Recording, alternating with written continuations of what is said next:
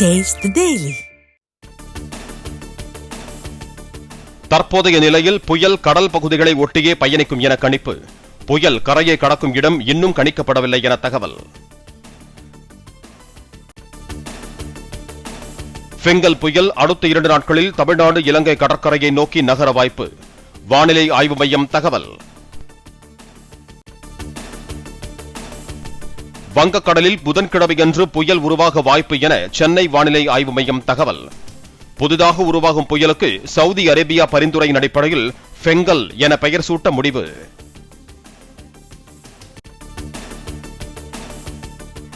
கனமழை முன்னெச்சரிக்கை நடவடிக்கைகள் குறித்து முதலமைச்சர் மு க ஸ்டாலின் ஆய்வு. சென்னையில் இருந்தபடியே மாவட்ட ஆட்சியர்களுடன் காணொலி மூலம் ஆலோசனை மேற்கொண்டார்.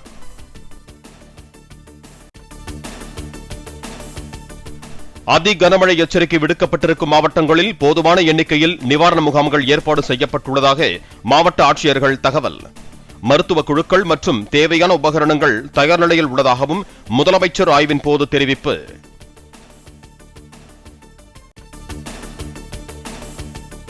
கனமழை பெய்தாலும் மின்சாரம் தடையின்றி கிடைக்க தேவையான நடவடிக்கைகளை எடுக்க வேண்டும். மழைநீர் தேங்கி பயிர்கள் சேதமடையாமல் இருக்க தேவையான நடவடிக்கைகளை எடுக்குமாறும் முதலமைச்சர் அறிவுறுத்தல்.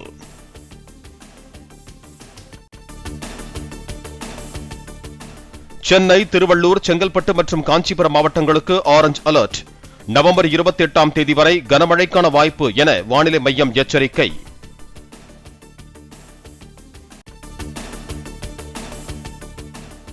கடலூர், மயிலாடுதுறை மாவட்டங்களுக்கு புதன்கிழமையன்று அதி கனமழைக்கான ரெட் அலர்ட் விடுத்தது வானிலை மையம்.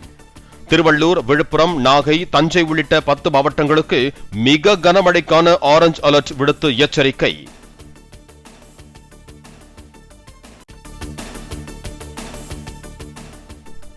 ராணிப்பேட்டை, திருவண்ணாமலை, திருச்சி, ராமநாதபுரம் உள்ளிட்ட 7 மாவட்டங்களில் ஒரு சில இடங்களில் புதன்கிழமையன்று கனமழைக்கு வாய்ப்பு. வரும் 30ஆம் தேதி வரை தமிழ்நாட்டின் ஒரு சில இடங்களில் கனமழை தொடரக்கூடும் என்றும் வானிலை மையம் தகவல்.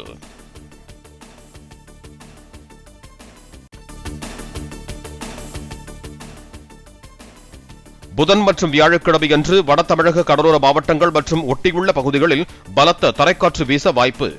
மணிக்கு 40 முதல் 50 கிலோமீட்டர் வேகத்திலும் இடையிடையே 60 கிலோமீட்டர் வேகத்திலும் காற்று வீசக்கூடும் என எச்சரிக்கை.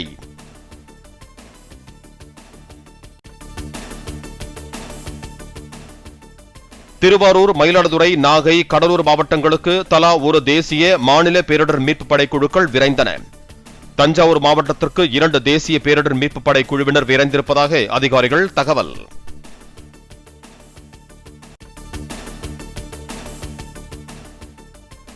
நாகப்பட்டினம் மாவட்டத்தில் பல்வேறு இடங்களில் காலை முதல் பெய்த கனமழை. அதிகபட்சமாக நாகை நகர பகுதியில் சுமார் 7 சென்டிமீட்டர் மழை பதிவு என தகவல்.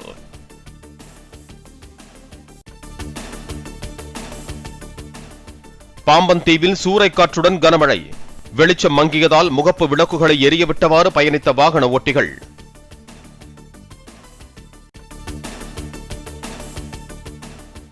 மழை தொடர்ந்தாலும் சென்னையில் 24 மணி நேரமும் ஆவின் பாலகங்கள் இயங்கும் என்று அறிவித்தது ஆவின் நிர்வாகம். மழையை எதிர்கொள்ளும் வகையில் அனைத்து முன்னெச்சரிக்கை நடவடிக்கைகளையும் மேற்கொண்டு வருவதாகவும் தகவல்.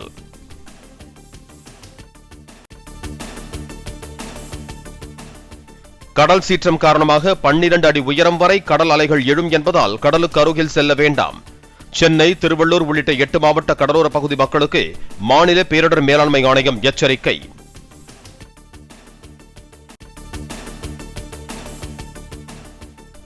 சென்னை பட்டாளத்தில் தேங்கும் மழைநீரை மோட்டார் மூலம் உறிஞ்சி வடிய வைப்பதற்காக புதியதாக அமைக்கப்பட்ட மழைநீர் வடிகால் தொட்டியில் விரிசல்.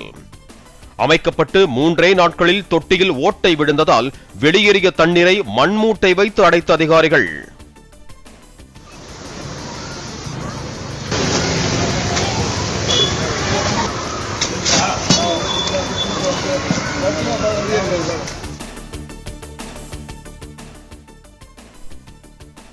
புயல் உருவாக உள்ள நிலையில் தொலைதூர பேருந்து ஓட்டுநர்களுக்கு அறிவுறுத்தல்களை அறிவித்தது தமிழ்நாடு அரசு விரைவு போக்குவரத்து கழகம். கடலோர சாலை பேருந்து ஓட்டுநர்கள் வானிலை அறிவுறுத்தல்களை முறையாக கேட்டறிய வேண்டும் என வேண்டுகோள்.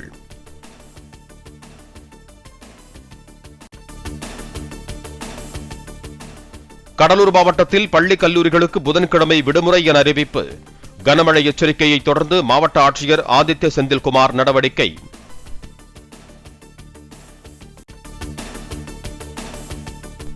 சென்னையின் குடிநீர் ஆதாரமாக விளங்கும் செம்பரம்பாக்கம் ஏரிக்கான நீர்வரத்து தொடர்ந்து அதிகரிப்பு.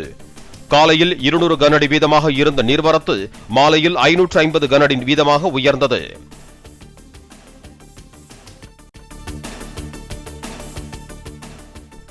சென்னையில் மழைக்கால முன்னெச்சரிக்கை நடவடிக்கை பணிகளை பார்வையிட்டு ஆய்வு செய்தார் துணை முதலமைச்சர் உதயநிதி.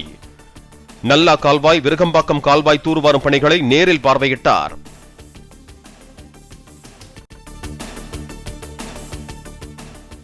மாணவிகளிடம் ஒழுக்கக்கேடாக நடந்து கொள்ளும் தனியார் பள்ளி ஆசிரியர்கள் மீது ஒழுங்கு நடவடிக்கையுடன் தண்டனையும் வழங்க வேண்டும். கட்டாய பணி ஓய்வு, பணி நீக்கம் உள்ளிட்ட பரிந்துரைகளை மேற்கொள்ள வேண்டும் என தனியார் பள்ளிகள் இயக்குநர் பழனிசாமி சுற்றறிக்கை.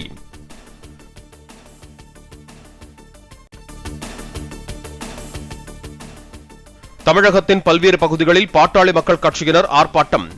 பாமக நிறுவனர் ராமதாஸை தமிழ்நாடு முதலமைச்சர் மு க ஸ்டாலின் தரக்குறைவாக விமர்சித்ததாக கூறி போராட்டம்.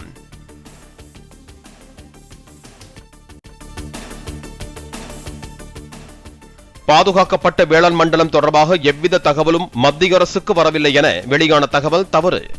சமூக வலைதளங்களில் திமுகவின் ஐடி விங் தவறான தகவல்களை பரப்பி வருவதாக முன்னாள் அமைச்சர் ஜெயக்குமார் குற்றச்சாட்டு.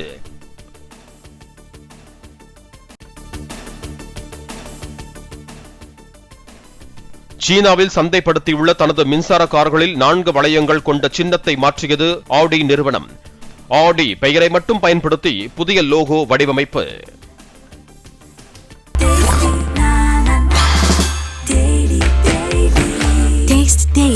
Taste the Daily.